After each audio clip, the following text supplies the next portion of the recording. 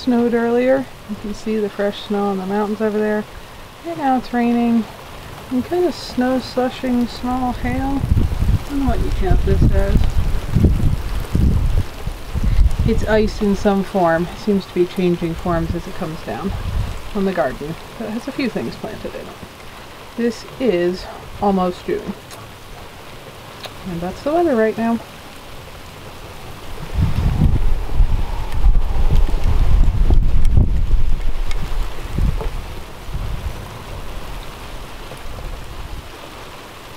So thanks to weather like that, getting the rest of the garden beds filled took a little while because it was pretty much impossible to shovel dirt when it was sopping wet and covered in snow.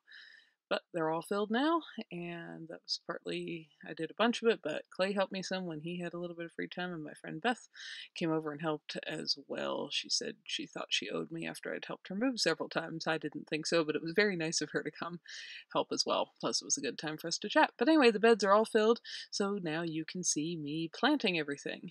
The starts came from a local greenhouse, basically cabbages, cauliflowers, broccolis, and the other already green things were strawberries I dug up and transplanted, garlic I dug up and transplanted, various herbs I dug up and transplanted, and so on.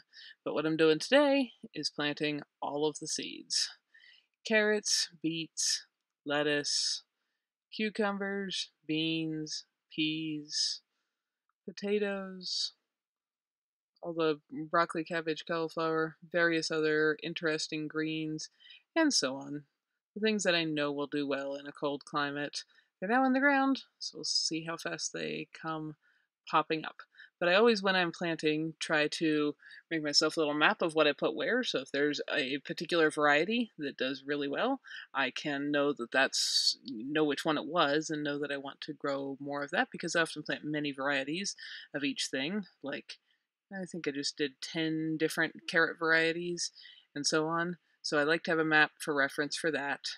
And so you can see me fill that out in between, planting things, because I know I'll forget what's where. And also, it's been really exciting to see the amount of earthworms in this topsoil. There was lots of worms in my garden that I left. When I left it, there was pretty much none there when I had started gardening. But here, right at the start, pretty much every time you scoop into the dirt, you find a worm. So that's been fun. And that's what garden planting for the year looked like.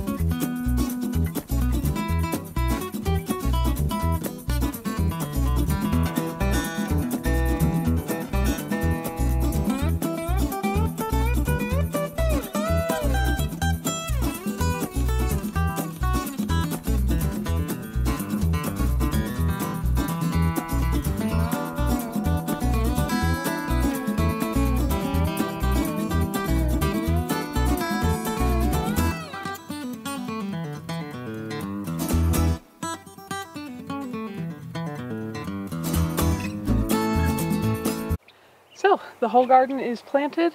I got in all the seeds I wanted to plant, as well as the little plant starts, which I got from a local greenhouse. Hopefully by next year I'll be able to have a place to grow out my own, but for this year I certainly didn't. This garden is starting a little bit late. This is the beginning of June now, and I usually get it planted, depending on the spring, somewhere between the very end of April, like the last day or two of April, or beginning of May. So this is almost a month late.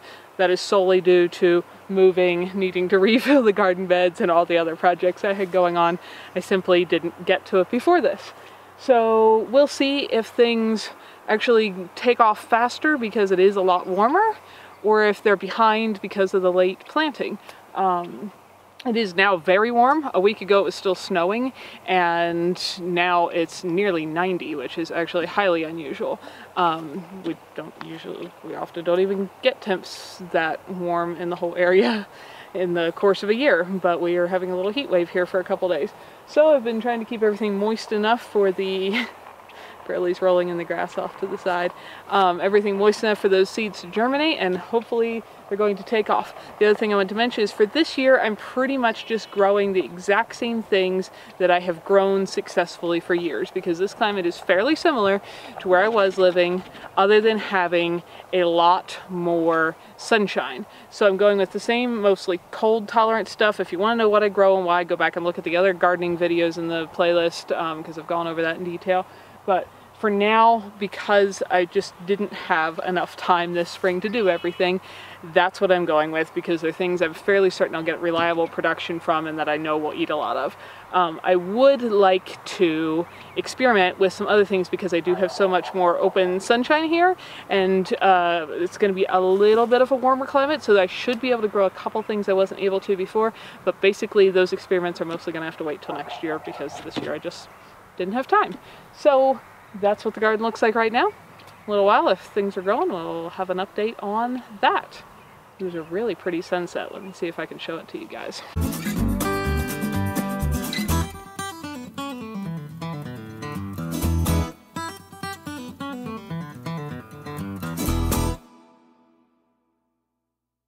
Over here at Nyth. Thank you so much for watching these videos and spending some of your very valuable time choosing to do that.